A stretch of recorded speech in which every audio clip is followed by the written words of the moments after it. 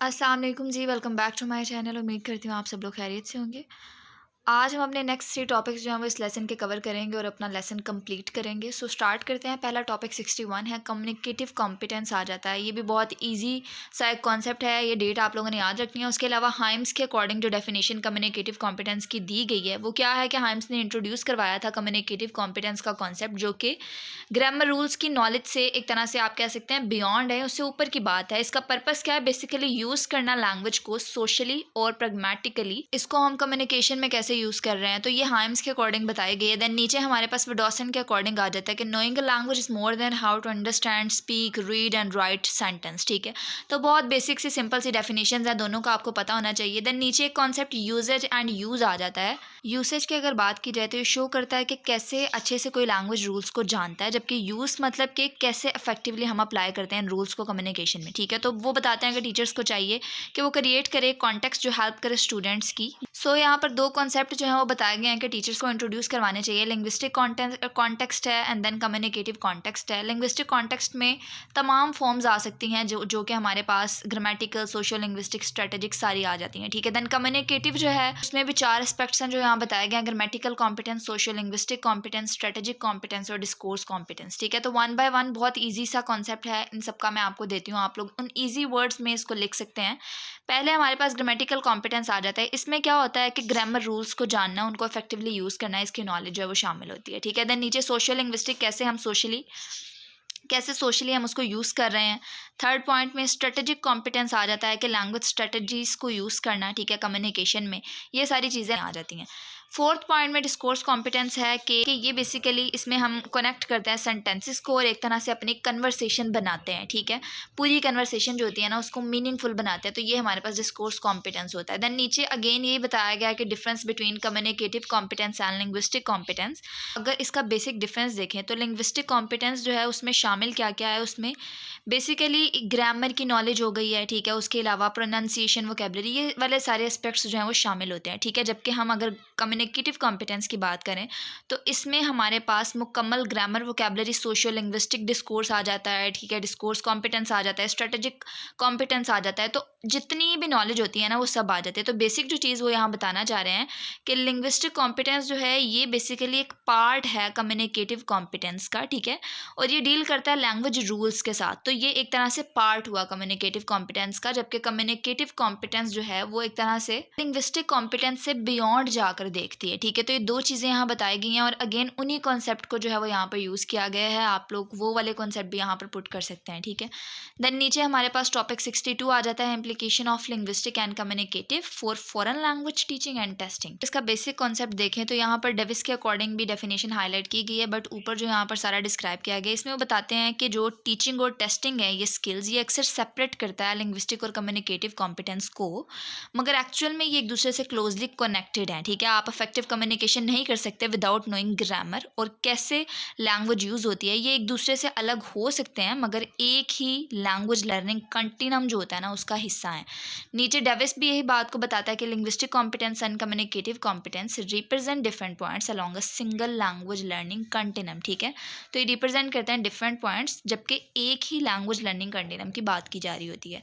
Then नीचे यहाँ पर पाल्मर के अकॉर्डिंग बताया गया कि Palmer claims that second language learner can experience either compartmentalized और integrated control of the two components of language. यानी कि वो कहता है कि सेकेंड लैंग्वेज लर्नर्स जो हैं वो या तो लैंग्वेज के कंपोनेंट्स पर अलग कंट्रोल रख सकते हैं जिनको हम कंपार्टमेंटलाइज्ड कहते हैं। ठीक है, या फिर उन्हें बगैर किसी रुकावट के एक साथ जोड़ सकते हैं। ठीक है, तो ये उन पर डिपेंड करता है। देन नीचे यहाँ पर हमारे पास आ जाता है फॉरेन लैंग्वेज लर्नर के बारे में कि इज़ विलिंग टू कम्युनिकेट और to get his message across while never controlling the grammar adequately, कि वो जो हैं वो फोकस कर सकते हैं या बगैर मुकम्मल जो मास्टरी होती है ना ग्रामर पर उसको रखे बगैर जो है वो अपनी मैसेज की कम्युनिकेशन जो है उस पर फोकस कर सकते हैं। ठीक है, उस पर फोकस कर सकते हैं। तो ये डिफरेंट यहाँ पर पर्सपेक्टिव्स के अकॉर्डिंग बताया गया है और 3 पॉइंट्स हैं जो मैंने यहाँ हाईलाइट किए हैं, आप उन्हें एक दफ़ा पढ़ लेंगे तो आपको पता चल जाएगा जो यहाँ पर बताया जा रहा है। देन नीचे हमारा लास्ट टॉपिक आ जाता है इस लेसन का जो कि ईजी है, ज़्यादा डिफिकल्ट नहीं है। टॉपिक 63 है, इन्फ्लुएंस ऑफ कम्युनिकेटिव कॉम्पिटेंस। तो यहाँ पर पहले होव्स के अकॉर्डिंग बताया गया जो कि सजेस्ट करता है कि कॉम्प्लेक्स सोशल इंटरेक्शन स्किल्स जो हैं उसको हम लर्न कर सकते हैं, learn best in the stable diets and that social skill is develop with in a friendship relationship. यानी कि वो मशवरा देता है यहाँ पर कि जो हमारी एक तरह से इब्तदाई जो ज़िंदगी होती है ना, उसमें स्टेबल फ्रेंडशिप बनाना और बरकरार रखना अहम होता है सोशल स्किल को इफ़ेक्टिवली डेवलप करने के लिए, ठीक है। तो ये उसका पर्सपेक्टिव था जो यहाँ बताया गया है।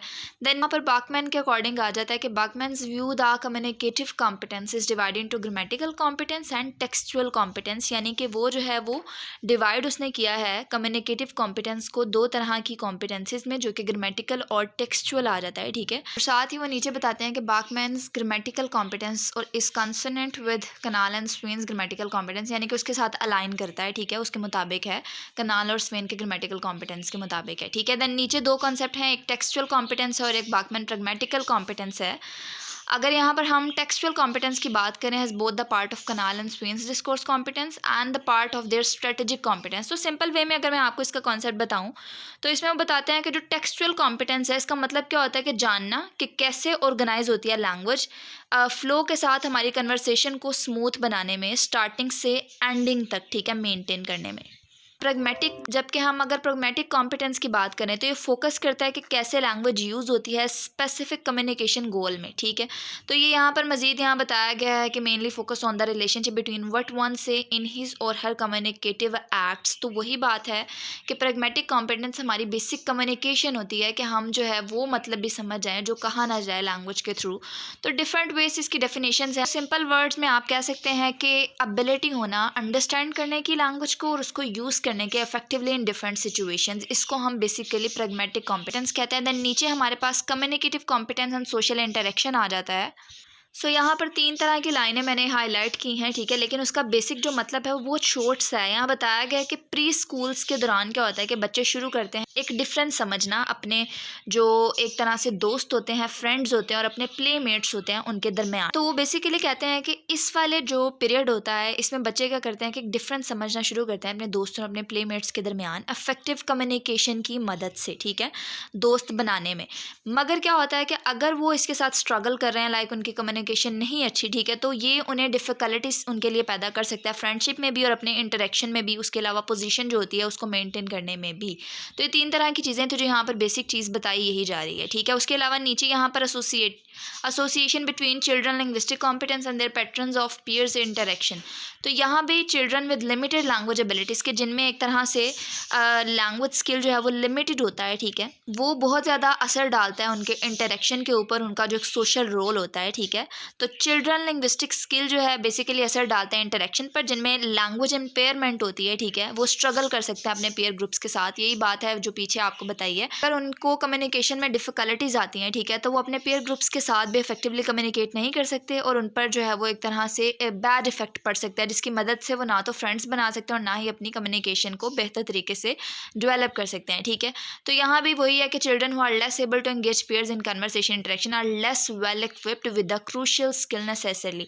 कि वही बात है कि जो बच्चे जो है वो ज़्यादा एंगेज नहीं होते, ठीक है, तो फिर ऑब्वियसली वो लेस वेल इक्विप्ड होते हैं, ठीक है, एक तरह से आप अनएबल कह सकते हैं, ठीक है।